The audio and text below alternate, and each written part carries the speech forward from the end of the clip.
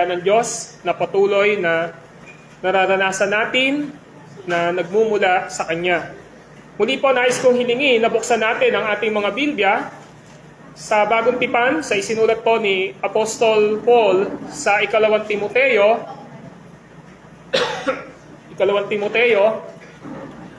chapter 2, verse 15. 2 Timothy chapter 2, verse 15. Now listen to the Word of God. Pagsikapan mong maging karapat-dapat sa Diyos, manggagawang walang dapat ikahiya, at tapat na magturo ng katotohanan. Ang ating pag-aaral sa umagang ito, Brethren, work hard in the ministries for God's approval. Sa Tagalog po, mga kapatid, gumawa ng may kasipagan sa mga ministeryo para sa Diyos. Ulitin ko, mga kapatid, gumawa ng may kasipagan sa mga ministeryo para sa Diyos. Ito po ay ikalawang bahagi ng ating pag-aaral o series dito po sa 2 Timothy chapter 2, verse 15. Nakita natin sa ating pag-aaral na ang sumulat ng Book of Timothy ay walang iba kundi si Apostol Paul.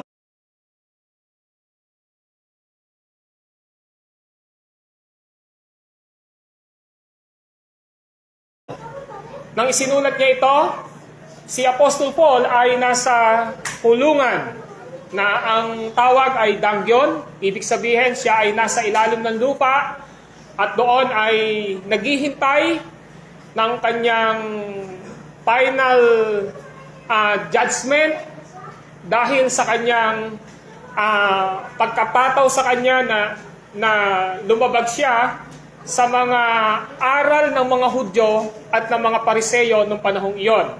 Sapagkat sa panahong iyon ay hindi ho tinatanggap ang aral patungkol kay Kristo. Ang paniniwala na si Kristo ay man and God and included as a second person sa triune God ay hindi po tinatanggap. Yan yung malaking naging paraan kung bakit si Paul ay kinulong. Ito ay nagpapakita na ito ang kanyang farewell letter o liham pamamaalam sa mga iglesia na kanyang itinatag sa Efeso, partikular sa kanyang protege na dinisipulo na si Timoteo, na napakabatang pastor sa panahong iyon. At nakita natin na kung saan ang context ay merong mga false teaching or false teachers sa loob ng simbahan. At nakita natin na malinaw na pinapaalalahanan ni Apostol Pablo ang kanyang iglesia, pinapahalalahanan niya si Pastor Timothy na maging tapat sa pagkatawag ng Diyos sa kanya. Pinapakita ho dito sa ating pag-aaral sa wikang English ay ganito: work hard so you can present yourself to God and receive His approval. Be good worker, one who does not need to be ashamed and who correctly explain the words of truth. So, kung ating makikita, nababanaag sa mga sulat ni Apostol Paul dito sa 2:15 ng ikalawang Timoteo na ini-encourage niya, sina-challenge niya si Pastor Timothy at ang lahat ng kanyang leaders at ang kabuuan ng Iglesia ng Efeso sa pagtatapat sa ating Panginoong Diyos. Kaya nga sa Tagalog, ang sabi ron, pagsikapan mong maging karapat-dapat sa Diyos, manggagawang walang dapat ikahiya at tapat na nagtuturo ng katotohanan. Now, kung ating makikita, ang ating tanong ay ano-ano ang palatandaan na ikaw ay mahigpit na gumagawa para sa ministeryo ni Kristo. So this is a tinatawag na thesis ni Apostle Paul na pinakasentro ng kanyang pagtuturo patungkol sa ikalawang Timoteo na gusto niyang ilagay sa isipan ni Pastor Timothy. Gusto niyang ilagay sa isipan ng mga member ng church ng Ephesus or else sa papanahunan natin para sa atin na i-instill niya na dapat mayroong nakikitang mga tanda na ikaw ay mahigpit na gumagawa para sa ministeryo ng ating Panginoong Hesukristo. Now, logically, si Apostle Paul ay lagi siyang nagbibigay ng comparison sa kanyang iglesia, sa kanyang church. At isa sa kanyang sinasabi na pagkukumpara sa church ng ating Panginoon ay walang iba kundi ang katawan. So, kayong lahat ay bahagi ng katawan ng ating Panginoong Hesukristo. At ang bawat bahagi nito ay mahalaga. Ang bawat bahagi nito ay gumagawa sa kaparaanang inilagay siya ng ating Panginoong Diyos. So the church is one body. So ibig sabihin po, kahit na po sabihin natin na hindi tayo masyadong nakikita, hindi tayo masyadong napapansin, pero you are part as a member of Christ Church.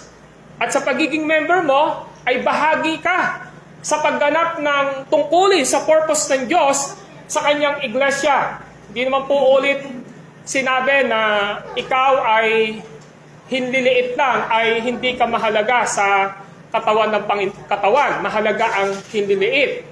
Ang nakikita nating mga pilikmata ay mahalaga sapagkat yan ang nakakasense kapag ka mayroon na pong babaksak sa mata natin ay pumipikit tayo. Mapaka-simpleng paliwanag. Bakit nilagay yung mga kilay natin? Siyempre, para pagka pinagpapawisan tayo, may haharang sa maalat na pawis natin, di agad pupunta sa ano natin, sa mata natin. Di ba? So, mapaka-simpleng mga illustration na pinakikita, pero napaka-importante sa katawan ng ating Panginoong Hesukristo. Kaya naman pinakikita rito na lahat dapat tayo ay nagpa-function according sa purpose o layunin ng Diyos sa ating mga buhay. That's why may interrogative question sa atin dito, ano-ano ang palatandaan na ikaw ay mahigpit na gumagawa para sa ministeryo ni Kristo? At na-explain ko yung salitang work hard. Nakita natin last Sunday, ang salitang work hard sa ibang translation ay mahigpit na gumagawa. Sa ibang translation, pinagsisikapan. At nakita natin, this is coming from literal means you have a great effort. May great effort ka, may effort kang ginagawa. At yung great effort na ito ay ginagamit sa trabaho, sa job, sa work, sa business, sa duty. Ito ay nangangahulugan na ang salitang work ay nagpapakita na ikaw ay nagkakaroon ng embracing and accepting difficult situation and not easily broken. So nakita natin ang salitang excuse me, work hard ay ginamit sa salitang pagtatrabaho, pagninegosyo, sa mga tungkuling meron tayo na nagpapakita rito na ito ay hindi madali, it is a hard, ina-accept natin, ini-embrace natin yung pinaka may hirap na kalagayan at atin tong tinatanggap, ginagawa natin. At nakita natin na ang salitang work hard ay ginamit at ipinaliwanag ni Apostol Pablo sa 2 Timothy chapter 2 verse 1 to 7. Yung hard work sa lingwahe ni Apostol Paul ay ginamit niya. Sa chapter 2 verse 1 to 7, nakita natin yung soldier, mga sundalo ng ating sundalo, hindi sila naging soldier nang wala po silang tinatawag na pagiging disiplinado sa kanilang sarili at nagkaroon ng pagiging work hard nila sa kanilang trabaho. Nakita natin yung athlete sa chapter 2 verse 4 to 5 na ang atleta ay kailangan niyang magtrabaho ng maayos, mag-training. Nakita natin in verse 6 to 7 yung farmer, yung magsasaka. Nakita natin na when it comes to sa paghihirap sa trabaho ay ginagawa nila. So, the work hard is a compare of Apostle Paul sa mga soldier, sa athlete, at saka sa farmer. Now, nakita natin dito na si Apostol Pablo ay nagbigay ng layunin ng kanyang tinatawag na hardworking workers of Christ in Christ Church. Nakita natin yon sa 2 Timothy chapter 2 verse 10 to 13. Tingnan nyo ho ang sabi niya sa verse 10. Ito yung purpose ni Paul.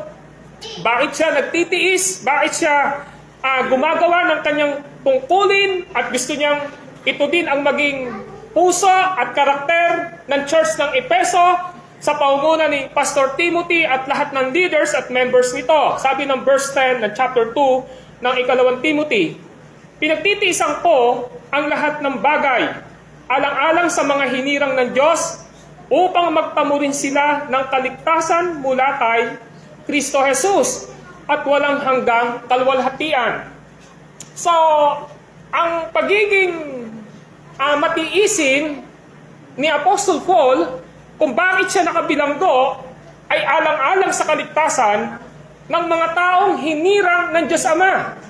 Kung bakit siya willing na makulong, kung bakit siya willing na parusahan, kung bakit siya willing na ibigay ang kanyang buhay sa anyo ng pagpugot sa kanya ng ulo, at yun nung naranasan ni Apostle Paul, dahil po sa purpose ng Diyos sa kanya. Ang sabi niya, pinagtitiisan ko ang lahat ng bagay, alang-alang sa mga hinirang ng Diyos.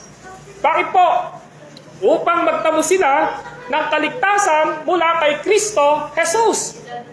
So, ang purpose ni Paul, ang purpose ni Timothy, ang purpose ng paglilingkod natin ay para saan? Para sa kaligtasan ng mga taong ipinagkatiwala ng Diyos sa church. Para sa mga taong hinirang ng Diyos na hindi pa naliligtas na kailangang makarinig ng gospel. Sapagkat tinitiyak ni Apostle Paul na ang lahat ng hinirang ng Panginoong Diyos Ama ay magkakaroon ng kaligtasan. Now, sinasabi rito, ang encouragement niya sa verse 11, narito ang kasabihang mapapaniligan. Kapag tayo namatay nakalakip ni Hesus Kristo, walang salang mabubuhay na kasama niya tayo. Kung tayo man ay magtiis ng hirap sa mundong ito, maghahari naman tayong kapiling ng ating Kristo. Kapag siya itinakwil sa harapan ng mga tao, pagdating ng takdang araw, itatakwil niya tayo. Kung tayo may hindi tapat, si Kristo ay tapat pa rin, sapagkat ang sa Kanya ay hindi niya itatakwil. So kung inyo makikita rito, kasama sa pagiging hard workers ng bawat isa, ay yung kanyang faithfulness kay Kristo. Yung kanyang willingness na gawain ang pinapagawa ng Panginoong Diyos. So ito yung nakita natin. Now, ngayong umaga, hopefully, makita natin ang pinakapunto ni Apostle Paul dito sa context na ito. At muli kong papaalala sa inyo, ang ating katanungan, ano-ano ang palatandaan na ikaw ay mahigpit na gumagawa para sa ministeryo ni Kristo. Number 1, by presenting yourself to God and receive His approval. Ulitin ko, by presenting yourself to God and receive His approval. Ano ba ibig sabihin nito sa Tagalog? Sa pamamagitan ng paghahandog ng karapat-dapat ng iyong sarili sa Diyos at pagtanggap ng Kanyang pag-approve o ng Kanyang approval. Malinaw po ito na pinapakita po sa chapter 2, verse 15. Ang sabi ron, pagsikapan mong maging karapat-dapat sa Diyos. Nakita niyo yung word na yun? Pagsikapan mong maging karapat-dapat sa Diyos. Well, pinapakita ni Apostle Paul na ang una nating tinitingnan, kung gusto mo na ikaw ay maging karapat-dapat na manggagawa, susukatin natin ang ating sarili, una, sa Diyos. Hindi sa tao. Kasi if we are man-pleaser, ay hindi na ho natin magagawa ang gustong ipagawa ng Diyos sa atin. That's why, si Apostle Paul, sinasabi niya ngayon dito, una na dapat tingnan ni Timothy ay yung bang ginagawa niya ay katanggap-tanggap sa Diyos. Hindi ho niya sinabi na gawin mo ang tungkulin mo na katanggap-tanggap sa tao. Gawin mo yung tungkulin mo na dapat na magustuhan ng tao. Hindi ho yun yung sinabi niya eh. Ang sabi ni Apostle Paul ay ito, pagsikapan mo kanino maging karapat-dapat? Maging karapat-dapat sa Diyos. Now kapatid, presenting yourself to God and receive His approval. Sabi ho ng wikang English. Pero ang translation po ng New Living Translation ay ito. At tinranslate ng Magandang Balita Biblia, ito ang pagkasabi. Karapat-dapat sa Diyos. Mahalaga po yung word na karapat-dapat sa Diyos. Kasi yun yung binibigyan ng diin ni Paul dito. Yung pagiging karapat-dapat sa Diyos. Well, kapag ang isang katawan ay merong hindi nag-function, ano ang nangyayari sa katawan? Nagiging healthy ba? Hindi, di po ba? Kapag meron pong nag-malfunction sa bahagi ng ating katawan, affected po ang alin? Ang buong katawan natin. Nakuha niyo punto natin dito. Halimbawa, ang bato ay nagkaroon ng problema. Sasabihin ba ng bato na ako lang ang maapektuhan nito? Hindi ho eh. So, ibig sabihin, yung gagawin ng bato, gumagawa siya according sa purpose ng kanyang pagiging internal organ sa buong pagkatao, sa buong katawan. Ano yung purpose niya? Linisin. Yung mga toxic, linisin yung mga basura. Di ba? Na pumapasok sa kanya. So, ano ang ibig sabihin ngayon natin dito? Ang ibig sabihin ngayon natin dito, lahat ng Kristiyano ay dapat gagawa siya according dun sa plano at layunin ng Diyos bakit siya inilagay ng Panginoon sa ating iglesia, sa isang katawan. Lahat tayo ay may function. Now, pinapakita ni Paul dito, karapat-dapat sa Diyos. Ito po ay nagbibigay sa atin ng glimpse, na lahat tayo sa church ng ating Panginoong Jesucristo ay manggagawa niya. All of us here ay worker ng ating Panginoong Diyos na dapat nating maintindihan, na dapat naliliwanagan tayo sa katotohanan mula sa salita ng ating Panginoong Diyos. Now, don't be surprised if there is a church na darating sa punto na sila ay hindi aayon sa katotohanan o hindi aayon sa pinaka-purpose ng Diyos. Sapagkat dito ho ay meron pong false teacher na lumabas. May mga oposisyon na lumabas sa church ng Efeso. Halimbawa, dito sa 2 Timothy chapter 2, verse 17, ano ang sabi dito? Ang mga aral nila ay parang kanser na kumakalat sa katawan. Kabilang sa mga ito, sa mga taong ito, sina Himeneo at Pileto. Lumihis sila sa katotohanan at sinira nila ang pananampalataya ng iba. Itinuro nilang naganap na ang muling pagkabuhay ng mga patay. So kung inyo makikita, sinasabi ni Paul dito, kapag sinabi na manggagawang karapat-dapat sa Diyos, ang prinsipyo ng pinaka-function o aral na gustong ipakita ni Apostle Paul dito ay walang iba kundi according to the Word of God, sa prinsipyo ng salita ng Panginoong Diyos. Nung nakita ni Paul, under the supervision of Pastor Timothy sa church ng Efeso, na meron silang kasama sa loob ng church na na-apostate o tumalikod sa tamang aral sapagkat tinuturo nila sa loob ng Efeso na dumating na si Kristo. Immediately sinabihan ni Apostle Paul si Timothy na itong mga taong ito ay i-correct. Pero ang problema ay hindi ho nagpa-correct. Walang humility, walang submission sa salita ng Panginoong Diyos.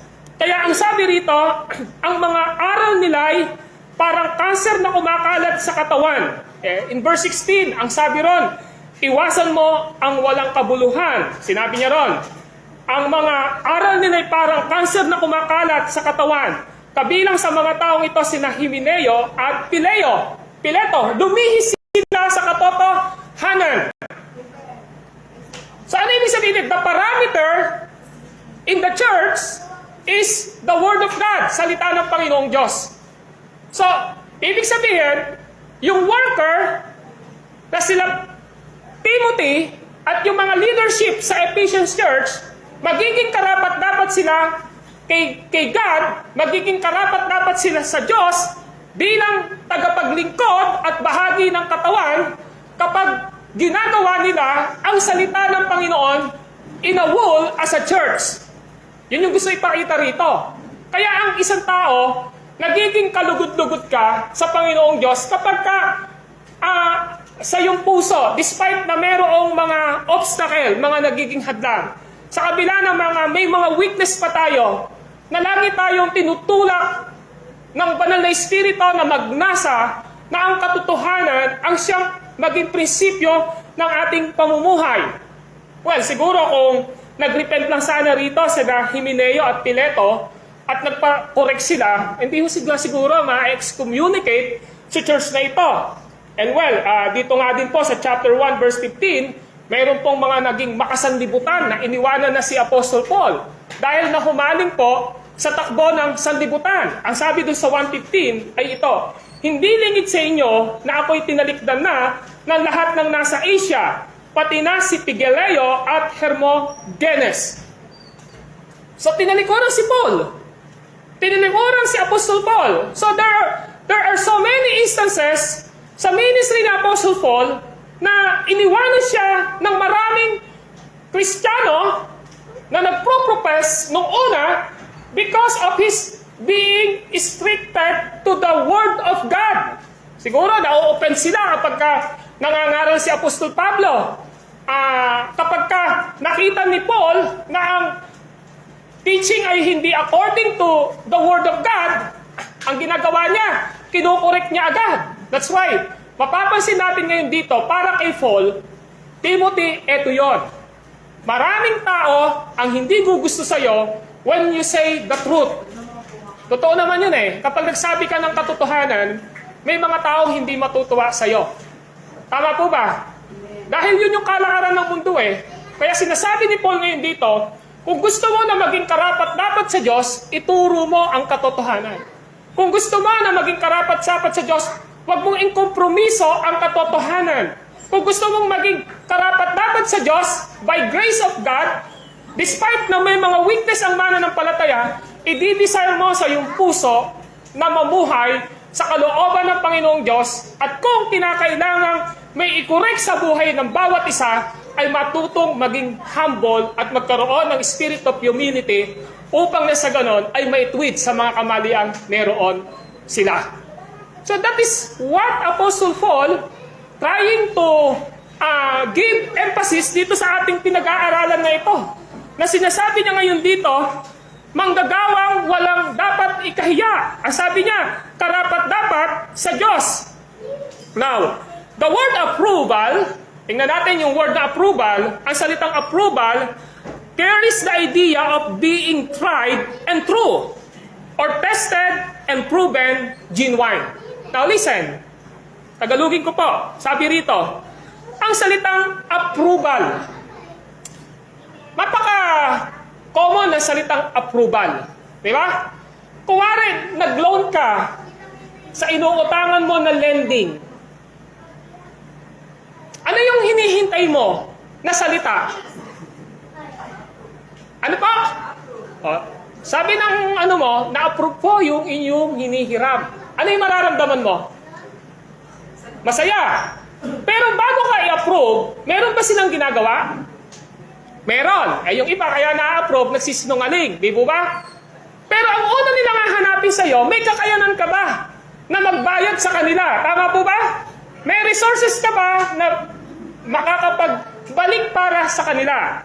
Now, ginagamit ko itong pangkaraniwang salitang ito sapagkat meron siyang kahalintulad sa ginamit ni Apostle Paul na ang salitang approval ay nagdadala ng kaisipan na being tried. Ano yung being tried? Sinubukan na, nasubukan na siya. And true. At nakita na totoo. Kapag sinabing approval, ito ay sinubukan na at nakita ito na tunay at totoo. Of course, Sinasabi rin po dito, tested. Pag sinabing tested, talagang natest na siya, nasubok na siya, proven siya, sinubok, genuine, totoo. So, sa Panginoon, ang approval ng Panginoong Diyos sa mga anak niya na katulad natin, ang approval ng Panginoong Diyos sa pastor, ang approval ng Diyos sa mga manggagawa, ang approval ng Diyos sa kabuuan ng church, ay in what? In the truth. Amen po ba? Sa katotohanan. So if we want God approve us, after we save, ang sinasabi niya ngayon dito, meron siyang gustong gawain sa atin. Of course, kapag sinabi natin Kristiyano tayo, masasabi ba natin agad sa Panginoon ngayon, Lord, alam ko, approve mo yung buong pamumuhay ko. In a sense, sa harapan ng Panginoong Diyos, approve tayo because of Jesus Christ. Pero when it comes to our daily lives, may mga gustong itest ang Lord sa buhay natin. Amen po ba? Sa buhay natin dito, meron tinetest ang Lord sa atin. Meron siyang pinuprove sa buhay natin. Meron siyang tinetest. Ako bilang pastor, meron siyang tinetest sa akin. Tinetest niya halimbawa yung bagay na alam niya na doon ako mahina. Tinetest niya ako para sabihin na kung hindi mo pangahawakan ang grasya at biyaya at tulong ko, malalaglag ka at hindi mo kaya. In the same way sa inyo, merong gustong itest ang Panginoong Diyos, may gustong i-prove sa inyo ang Panginoong Diyos na minsan, sometimes, nauhulog din kayo sa mga bagay na iyon. And after that, maiisip natin, Lord, tinest mo ako sa ganitong bagay at hindi ako pumasa. Pero Lord, nakita ko na mali ako and I try sa aking sarili na hingi ng tawad sa iyo ito at sabihin sa iyo na kailangan ko ang iyong tulong upang mapagtagumpayan ko at maging totoo ako sa mga bagay na kailangan kong gawain sa aking buhay. Yun yung gusto ipakita ni Apostle Paul dito. Kaya sinabing approval, ito yung idea na being tried and true or tested and proven genuine. Why? Because there are counterfeit faith. Pag sinabing counterfeit faith, mga panggagayang pananampalataya. Si Paul, hindi nalingid sa kanyang kaisipan. In the last day, ang sabi niya. Now open your Bible in 2 Timothy 3:1 and 5. Pakitingnan po ang 2 Timothy chapter 3, verse 1 and 5. Ang sabi niya ay ito, tandaan mo ito, mababatbat ng kahirapan ang mga huling araw. And listen, ang mga tao ay magiging makasarili, gahaman sa salapi, palalo, mayabang, mapang-alipusta, suwail sa magulang, walang utang na loob, at napastangan sa Diyos. Verse 3. Bukod dito, magiging malupit sila, walang habag, mapanirang puri, mapusok, marahas, namumuhi sa mabuti. Hindi lamang iyan, sila'y magiging taksil, walang taros, palalo, mahilig sa kalayawan sa halip na sa mga bagay na ukol sa Diyos. At ito ang pinaka-dangerous, yung verse 5. Sila'y magpukunwang, may pananampalataya, ngunit hindi naman makita sa buhay nila ang kapangyarihan nito. So there are counterfeit Christian na magkukunwaring nananampalataya. Alam niyo mga kapatid, kung tayo nandito sa loob ng church na ito, nagpipretend lang tayo, nagkukunwari lang tayo na Kristiyano, alam niyo ba kilala tayo ng Diyos? Alam tayo at kilala tayo ng Diyos. Sapagkat ang sabi ng banal na kasulatan, nakikilala niya kung sino ang sa Kanya. Tingnan niyo yung chapter 2, verse 10. Chapter 2, verse 19 ng 2 Timothy. 2 Timothy 2:19. Ngunit matibay ang saligang itinatag ng Diyos. At tinatakan ng ganito, nakikilala ng Panginoon kung sino-sino ang sa Kanya. Hindi ko tayo pwedeng mag-pretend sa Panginoong Diyos na nakaupo ako rito ngayon sa church na ito. At sasabihin ko na ako'y totoong Kristiyano, pero deep inside you are not genuine and truly Christian and pretending in yourself na narito ako as a proof na ako ay isang Kristiyano. I tell you the truth, alam ng Diyos ang laman ng puso natin.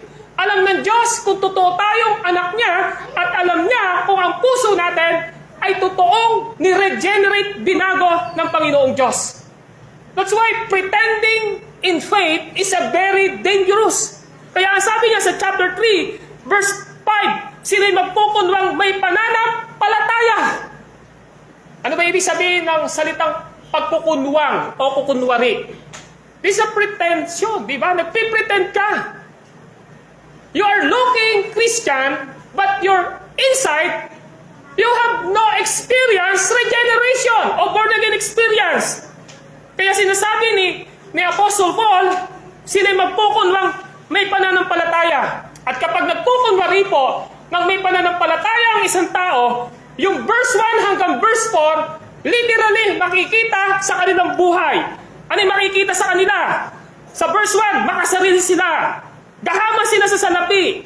Palalo sila, mayabang, mapang-alispusta, suwail sa magulang, walang utang na loob, lapastangan sa Diyos. Ano pa? Magiging malupit sila, walang habag, mapanirang puri, mapusok, marahas, namumuhi sa mabuti.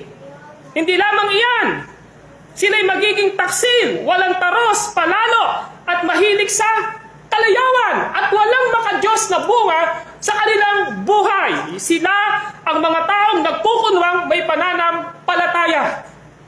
And God knew, sapagkat kilala niya kung sino ang sa Kanya. Sabi ng 2 Timothy 2:15 ay 19, na sabi niya, nakikilala ng Panginoon kung sino-sino ang sa Kanya. Ang bawat tumatawag sa pangalan ng Panginoon ay dapat lumayo sa kasamaan o sa kasalanan. This is rebuke sa ating lahat na naririto. Kahit hindi tayo nagpipretend, alam ko, yung mga character na meron dito ay kahinaan ng mas marami sa atin dito. Sometimes sinasabi natin, hindi ako kahama sa salapi. Di ba? Pero ang totoo, bakit hindi ka pumupunta sa church pag-araw ng Sunday? Because of money. Amen po ba? Bakit hindi mo maibigay ang ikabomo o handog mo sa Panginoon na pera? Bakit? Because you are greedy in money. Amen po ba? Bakit ayaw mo na ang sarili mo ay kinukorek? Why? Because ikaw ay makasarili. You are selfish. Yes, we are, all of here are maybe children of God. Totoo tayong Kristiyano. But in a sense, itong mga character, mga adjectives na binigay ni Apostle Paul na ito, meron tayong mga weakness na malamang na sasalamin natin ang ating sarili sa lahat ng binanggit dito in verse 1 and verse 4. And we need to correct ourselves, not because I am telling you itong mga bagay na ito, but because of the Word of God na sinasabi sa atin ngayon dito na we need to be approved by God. Amen po ba? Kailangan tayong i-approve ng Lord. Hindi ako ang nag-a-approve sa inyo. Hindi ako ang nag-a-approve para sabihin ko na you are truly saved. Ang nag-a-approve, bakit tayo totoong ligtas? Word of God. Ang nag-a-approve sa atin, bakit tayo umaamin na may kasalanan tayo? Not because sinabi sa atin ng ating kapatid, dahil napatunayan natin na sinasabi niya ay galing sa salita ng Diyos na mali ang ating ginagawa. At sinasabi natin, totoo na nagkasala ako. Kaya, Lord, gusto kong i-approve mo ko na tama ang ginagawa ko. So mga kapatid, ang approval natin ay hindi sa tao. Ang approval natin ay sa Diyos. At kung ang Diyos ang nag-a-approve sa atin, ang Scripture, ang Word of God, ang Gospel, ang siyang pamantayan natin at pinapaunawa ito sa atin ng banal na Espiritu. So kapatid, God wants us to be approved. To be approved in what? As a Christian. To approve in what? In our deeds and words. And thought. In what? We need to be approved as a worker of God. Ang gusto ng Panginoong Diyos, hindi tayo tumitingin na we need to applause of man, na pinapalakpakan tayo. Ang galing mo talaga, sister. Ang galing mo, brother. Madali lang gawin yun eh. Di po ba? Masarap sa pakiramdam na pinapalakpakan ka kung amples mo. kung ang laman mo, ang pangingibabawin mo. Pero kung ang pangingibabawin mo ay ang salita ng Panginoong Diyos sa iyong buhay, ang sasabihin mo, I want to be approved by God through His Word na nakababasa ko at naririnig ko sa salita ng Diyos. So sasabi ngayon ni Paul, ang sabi niya sa verse 5, sila'y magpukulwang may pananampalataya, ngunit hindi naman makikita sa buhay nila ang kapangyarihan nito. And this is the solution of Apostle Paul. Iwasan mo ang mga ganitong tao. Ba't pinapaiwasan? Kapag ang kinasaman mo ay gahaman sa salapi, babangga po yan sa katotohanan ng salita ng Diyos. Ba't ba may pumapatay? Sa ganun ng presyo kaya pumatay because of money. Di ko sinasabing greedy sila. Maaaring yun yung way of life nila. Bakit may nagbebenta ng aliw? Because of money. That's why if we go to 1 Corinthians chapter 6, ang sabi ni Paul, ang salapi ang ugat ng lahat ng kasamaan. Na dahil sa paghahangad na salapi, may mga taong nasadlak sa katotohanan at nalihis sa katotohanan. Ang sinasabi ngayon ni Paul dito, bakit niya pinaiiwasan ang mga taong nagpipretend na totoong Kristiyano? Una sa lahat, upang mapahiya sila na hindi sila totoong Kristiyano. Pangalawa, upang hindi ka maimpluwensyahan o mahawahan ng mga bagay na ginagawa nila na pwedeng maka-impluwensya sa iyo. Kaya nung sinabi ni Paul na iwasan mo ang ganitong mga tao, hindi dahil legalistic si Paul, kundi sinasabi niya, you need to protect yourself. Leave them. Di ba sinasabi, iwanan mo sila, alisan mo sila. Kapag hindi ka umalis dyan, ano mangyayari sa'yo? Ikaw ay mahahawa. Kapag hindi ka umalis dyan, posible na tolerate mo ang mga ginagawa nila. At why na sinabi ni Paul na iwasan mo ang ganitong mga tao, ang gusto ipakita ni Paul dito kay Timothy, sa leader ng church ng Ephesus, sa lahat ng nandun, proteksyonan ninyo ang inyong pananampalataya. Lagi kong naririnig na kaya nilang ihiwalay ang kanilang sarili sa isang tao na nagiging dahilan ng kanilang stress, nagiging dahilan ng kanilang struggle sa kanilang mga buhay. Kaya daw nilang iwanan yon. Siguro, madalas nakikita natin ito sa mga social media, sa Facebook, nakikita natin. Bigyan mo ng atensyon yung iyong sarili kung alam mo na ang taong ito ang nagiging dahilan kung bakit ka walang kapayapaan, iwanan mo siya sandali. Di ba? So sinasabi ngayon dito, in the same way ni Apostle Paul, iwasan mo ang mga ganitong tao. Iwasan mo ang ganitong mga tao. Dahil ang gusto ng Panginoong Diyos, kung sila man ay pinangaralan mo na, kung sila man ay sinabihan mo na mali yung ginagawa nyo, pero stubborn pa rin sila, matigas pa rin ang ulo nila, leave it to the Lord. Because you have no responsibility for them, you have no responsibility to attach yourself to them, para lang masabi na you are accepted by them. I tell you the truth, in 2 Timothy chapter 6, verse 12 at sumunod na talata, do not yoke to the unbeliever. Hindi pwedeng magsama si Kristo at si Belial. Hindi pwedeng magsama ang kasalanan at ang katwiran. Hindi pwedeng magsama ang ganito at ganon. There are always antitheses when it comes to our Christianity and daily lives. Kapag sinabi kong antithesis, laging sinasabi ng Biblia na mayroong tinatawag na linya. Ang ibig sabihin, pag sinabi antithesis, ibig sabihin, mali yan, huwag mong gawin yan. Ito yung tama, ito yung gawin mo. So mga kapatid, na sinabi ni Paul, iwasan mo ang ganitong mga tao, God wants to protect your faith and relationship with Jesus Christ. You must put in your mind and heart na ang gusto ng Panginoong Diyos, i-approve mo sa iyo sarili na mas maganda na approve ka ni God kaysa sa approve ka ng tao. Amen po ba? Dahil kapag ang nag-approve sa iyo ang Diyos, yung kapangyarihan ng kanyang pagiging Diyos mo sa kanya, siya ang bahalang gumawa ng way kung paano niya gagawin ang mga bagay na itinalaga niya Pinlano niya, inihanda niya para sa iyong ikabubuti. Much better to be approved by God rather than man. Yun yung gusto ipakita ni Paul dito. Mga kapatid, there are counterfeit Christian. There are counterfeit faith na sinasabi rito.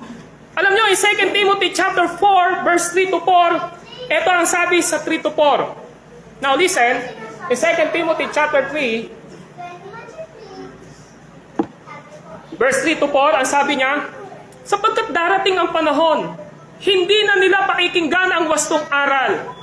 Sa halip, susundin nila ang kanilang hilig. Mangangalap sila ng mga tao, mga gurong walang ituturo, kundi ang mga bagay lamang na gusto nilang marinig. Ibabaling nila sa mga alamat ang kanilang pansin at hindi nila pakikinggan ang katotohanan. Well, sasabihin niyo po, parang gustong i-point ni Paul. Eto. Alam mo, Timothy, alam mo, Timothy, Pastor Timothy, kapag nagturo ka ng katotohanan, yung nagpipretend na Kristiyano sila at maka-Diyos sila, na binabanggit ko sa verse 5 ng chapter 3, aalis at aalis siya. Bakit? Kasi hindi maganda sa pantinig nila eh. Parang kinikiliti yung tenga nila eh. Yung kiliti sa tenga nila, hindi masarap, masakit. Kaya sabi ni Paul, yung nagpipretend dyan sa loob ng simbahan mo na yan, sa chapter 3, ito yung karakter nila. Iwasan mo sila. Tell the truth. Correct them. Tapos ang sabi niya ngayon, ina-assume ni Paul na kapag ka narinig ito ng hindi talaga totoong Kristiyano, aalis at aalis yan sa church na yan. What is the proof? Chapter 4, verse 3. Sabi ron, sapagkat darating ang panahon, hindi na nila pakikinggan ang wastong aral. So kapag ka sinabi ni Paul ngayon, Timothy, i-expect mo na kapag ka nagsabi ka ng katotohanan, na tama, sa approval ng Panginoong Diyos, ang sabi niya, yung makakarinig nito, yung makaririnig nito, ang gagawin niyan, aalis dyan. Ito sabi sa verse 3 ng chapter 4 na 2 Timothy, sapagkat darating ang panahon, hindi na nila pakikinggan ang wastong aral. Pakinggan yung kasunod. Sa halip, susundin nila ang kanilang hilig. Ano hilig nila? Sinasabi ng pastor, kapatid, kasalanan yung ginagawa mo na yan. Ako, pag may nagsabi sa akin, pastor, kasalanan yan. Nagpapatweet po ako by the grace of God.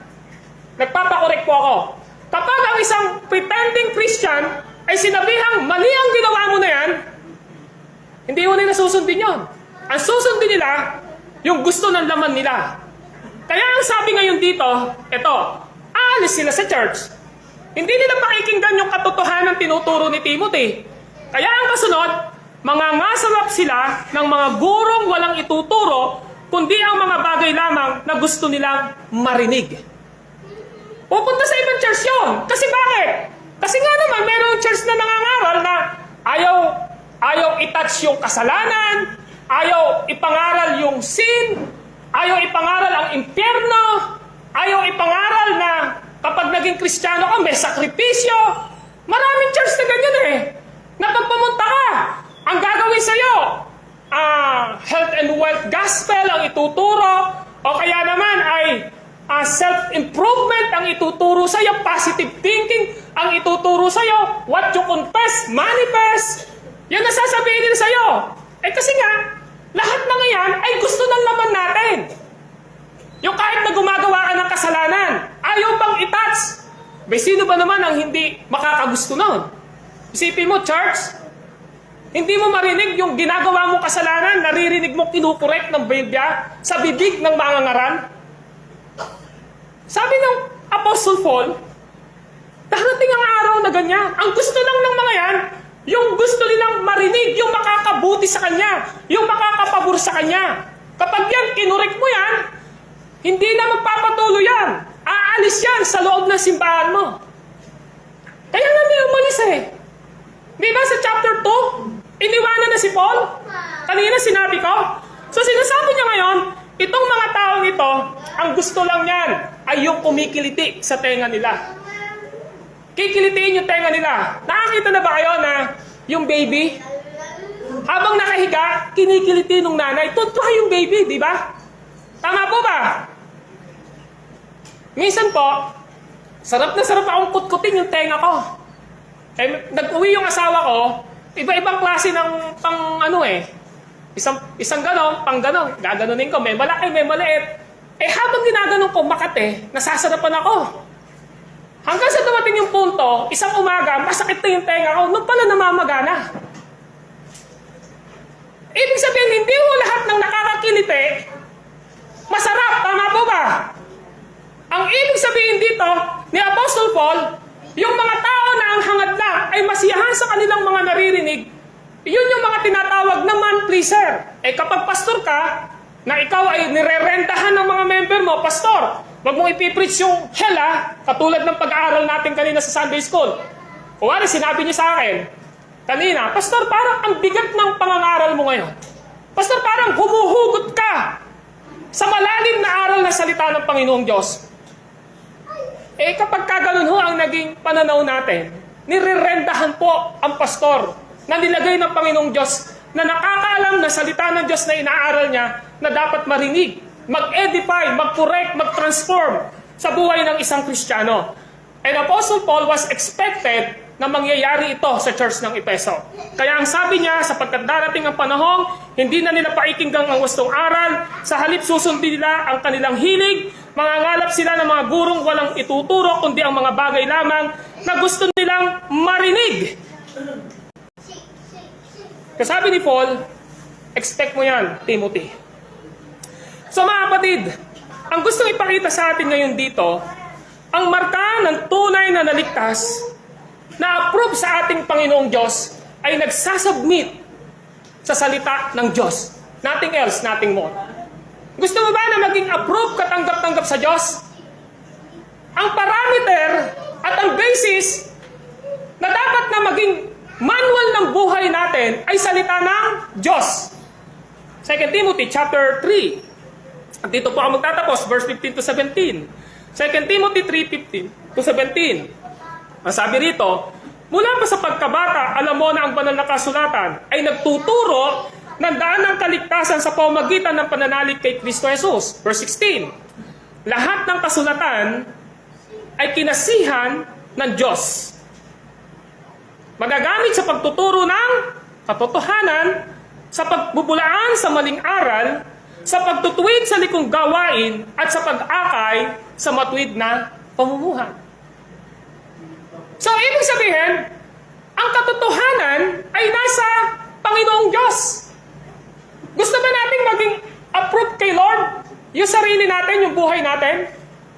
May manual siya. At ang manual niya na dapat nating sundin ay salita ng Diyos, ang Biblia.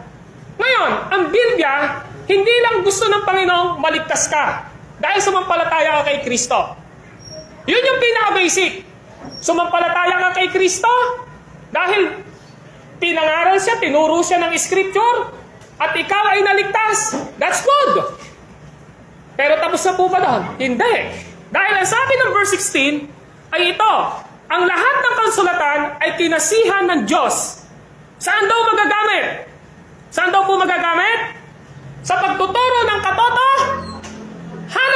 If we are living in lying, the Word of God, tuturuan niya tayo ng katotohanan. Nakita niyo? Nagtuturo ng katotohanan. Ano pa yung kasunod? Pagbubulaan sa maling aral. Pag sinabing pagbubulaan, pagkukorek sa maling aral. Ano pa? Sa pagtutuwid sa likong gawain. So, tutuwid niya tayo kapag liko yung gawain natin. Ibig sabihin po, ungodly. At sa pag-aakay sa matuwid na pamumuhay. So kung gusto natin na maging approved kay God, yung kanyang Word of God, ang siyang lamp to our feet. Amen po ba? Siya yung ilaw sa ating mga paa.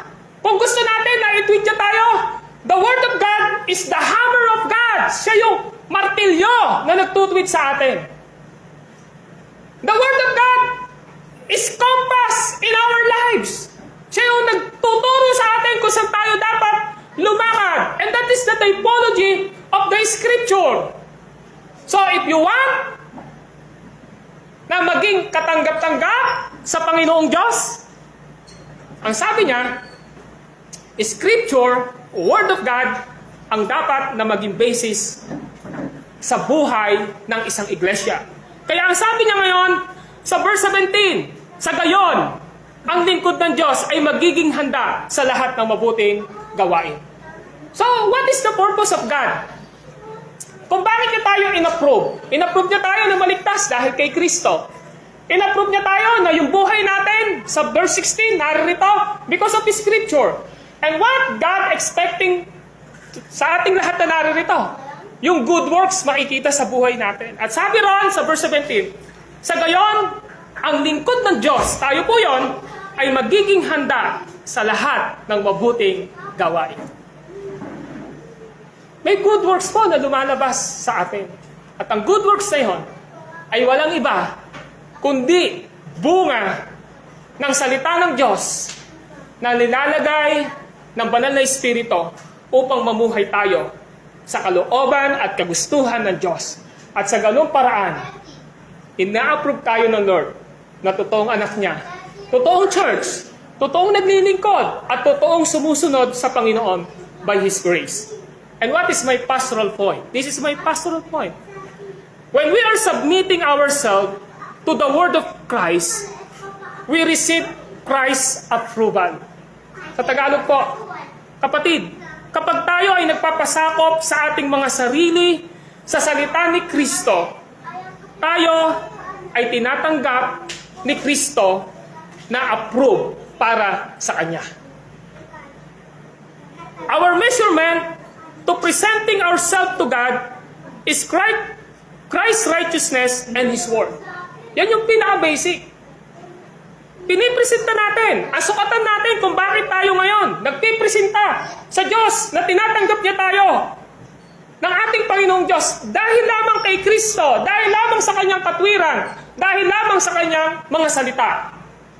And after that, we should submit ourselves to the Word of God because the Word of God is the Word of God sa ating pong mga buhay. Sabi ng John chapter 10, ako ang mabuting pastol. Nakikinig sa akin ang aking mga tupa. At sumusunod sila sa aking tinig. So if Christ is our great shepherd, good shepherd, kailangan nating painggan ang kanyang tinig. At kapag pinainggan natin ang kanyang tinig, sundin natin ang kanyang tinig. Dahil kapag sinunod natin ang ating Panginoong Diyos, kapag sinunod natin si Kristo, kapag sinunod natin ang kanyang mga salita sa ating mga buhay, I tell you the truth, 100% God will approve your works, your good works, your lives, dahil yan ang gusto ng Panginoong Diyos sa buhay natin. This is my challenge. Paano mo dinidesire sa buhay mo ang salita ng Diyos upang sa araw-araw ng buhay natin ay ma-approve tayo ng Lord na lumalakad sa kanyang kagustuhan? Kailan? Pangalawa, ano ang mga bagay na ginawa natin, sinabi natin, inisip natin for the past weekdays ng buhay natin na sa tingin mo hindi na-approve ng Panginoong Diyos at nung tiningnan niya tayo, nalungkot ang Panginoon? Dahil gumawa tayo, nagsalita tayo, sumabi tayo, gumawa tayo, nag-isip tayo, nagsalita tayo, gumawa tayo ng mga bagay na hindi po ina-approve ng Panginoong Diyos. Ang gusto ng Panginoong Diyos sa atin, mga kapatid, lumakad tayo bilang isang iglesia, bilang individual na mananampalataya. As we depart in this place, from this place, we have individual life na po ng buhay natin Pero let us instill in our mind and heart. Ilagay natin, ituro natin sa ating isip at puso. Lord, I want every day to walk with you dahil yun yung approval na gusto mong magawa at makita sa aking buhay. So kapatid, ang Diyos natin ay omnipresent God. Kahit saan ka pumunta, nakikita ka ng Diyos. Pumunta ka sa silangan, nandun ang Diyos. Pumunta ka sa kanluran, nandun ang Diyos. Umalis ka sa bahay mo, nandun ang Diyos. Kaya ang Lord lang talaga ang mag-a-approve sa atin. Amen?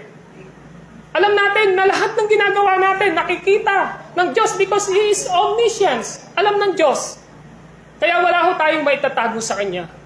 Kaya ang gustong ipakita lang ng Diyos sa atin dito, lahat tayo may weakness, lahat tayo may kahinaan, lahat tayo may imperfection sa buhay natin.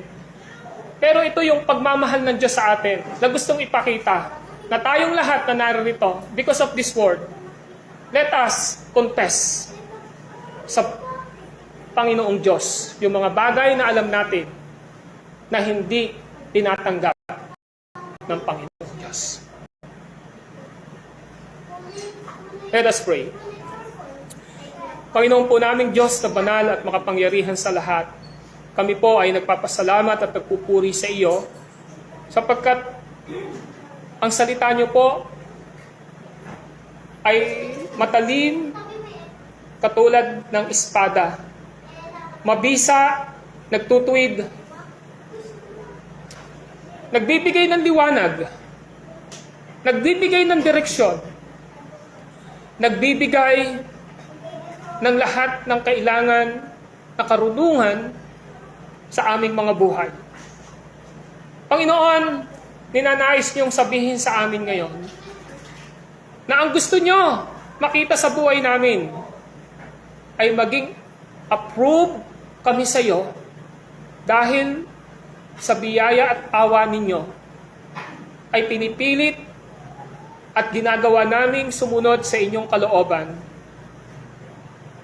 dahil sa tulong ng banal mong Espiritu sa amin. Lord, siyasatin niyo ang aming mga puso, ang aming mga kalooban. Siyasatin niyo ang aming mga buhay sa oras na ito. Lagyan niyo kami ng humility sa aming mga espiritu at kaluluwa. At nawa makita namin kung ano ang mga pag-iisip, pananalita at gawa namin na hindi po katanggap-tanggap sa iyo. Tulungan niyo na ipahayag namin mula sa puso patungo sa iyo na pagtagumpayin niyo kami at susuko namin sa inyo ang lahat ng katangian na hindi po approve para sa iyo. Lord, kilala niyo kaming lahat dito. Alam niyo yung ginawa namin kanina, kahapon, sa makalawa, sa nakaraang linggo. Alam niyo ang lahat ng iyon, Panginoong Diyos. At Lord, kung may nakikita ka man po, literal sa amin, tulungan niyo po kami na i-confess namin sa iyo ang lahat ng ito. Sapagkat kung ipapahayag ng aming mga labi bilang anak ninyo ang aming mga kasalanan, maaasahan naming patatawarin niyo kami at lilinisin sa lahat ng aming karumihan. Tinuturo ninyo sa Matthew chapter 6, Panginoon, ganito kami manalangin. Ama naming nasa langit, patawarin niyo po kami sa aming mga sala, gaya ng pagpapatawad namin sa mga tao nagkasala sa amin. Panginoon, we are asking now your fatherly forgiveness sa lahat ng mga kasalanan na nagawa namin. At nawa, ilagay niyo sa puso namin sa oras na ito, dahil pagka nagkawalay-walay kami mula sa lugar na ito, may individual na buhay kami, pero Lord, lagi namin iisipin, gusto namin maging katanggap-tanggap, maging approve ang buhay namin sa inyo dahil may mga good works na bunga ng kaligtasan at patuloy na sumusunod sa inyong salita at kalooban. Panginoon, salamat sapagkat kailanman ay hindi nyo kami iiwan sapagkat Diyos kayo, na kung saan kami dadako ay naroon kayo. Kung saan kami nananatili, naroon kayo. At Diyos kayo na nakakaalam ng lahat ng bagay na kailanman ay hindi namin kayo mapaglilihiman. At kayo din ang Diyos na makapangyarihan na kung hindi namin kaya, kaya nyo sapagkat Diyos kayo na omnipotent God. Lord, thank you so much for the word that we heard and expound sa aming pagtitipon na ito. Wala po kaming nais itanghal at itaas sa umagang ito, kundi kayo lamang. This is our prayer in Christ's name. Amen and amen. Okay, so tapos na. Okay, salamat sa Panginoon. At ngayon po ay dadako tayo sa ating pong pagkakaloob sa ating Panginoong Diyos. Please prepare your gift to the Lord. Nasaan nyo man po ito, in any form of tithes and offering. Sana ho, nagbibigay tayo kay Lord dahil mahal natin siya. Amen po ba? Dapat po, nagbibigay tayo kay Lord dahil mahal na mahal natin siya. At alam natin na siya ang nagpapala sa ating mga buhay. Sa puntong ito ay hilingan natin sa pananalangin si Sister Leonie to lead us in prayer para po sa tithes and offering.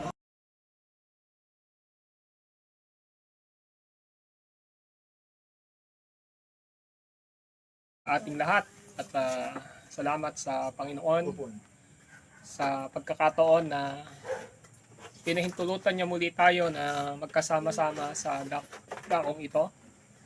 Salamat sa natapos